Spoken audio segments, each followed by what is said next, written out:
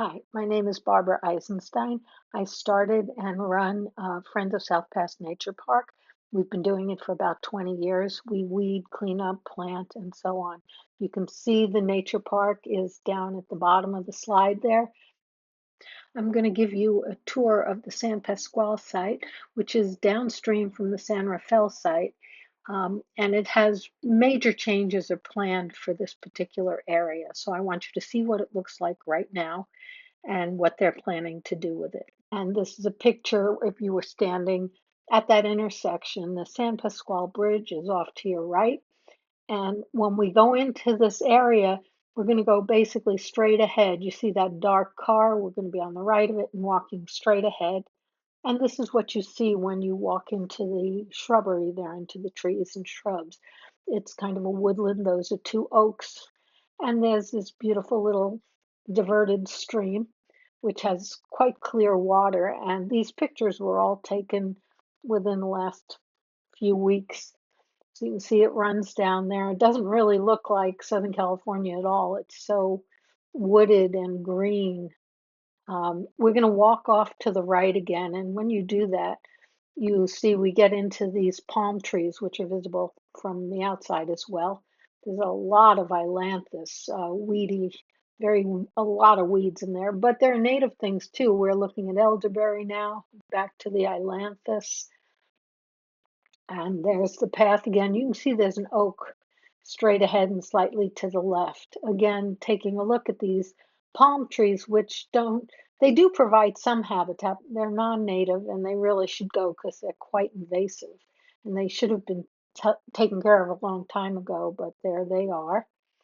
And as we walk down the path, if I don't bonk my head on this trunk that fell across the path, you see, we come into this sycamore that burned in a recent fire, but you can see it's sprouting from the roots again. Those are all sycamore leaves.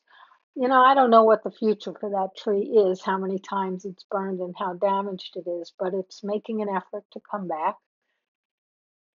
You continue walking.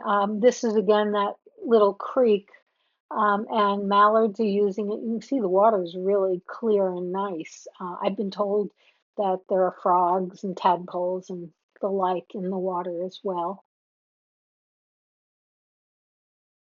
Now I'm panning around. You see some chain link fence.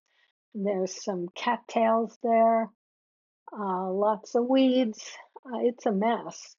But if you look closely, somebody is enjoying the mess. There's a great blue heron in there. You can just see it just put its head down. I zoomed in on it when I saw it when I was out there. And in spite of what this place looks like, somehow or other, this bird is enjoying it and making use of it. And I think, in a sense, that's the point: is that this wildness is used by a lot of birds. We saw ducks. I talked about frogs. There are little fish and tadpoles and other things in the water. So it is pretty important habitat as it stands right now. Now I'd like to show you some of the plans that are being put forward for this. This is the construction plan for this site. And you really can't see, but they're going to remove basically all the trees except some of them around the edges. So the entire site is going to be graded, and sort of flattened out so that the water can spread and won't be running down a narrow channel as you saw it earlier. They have little bridges growing across this water. I don't know whether it would be wet all the time or not.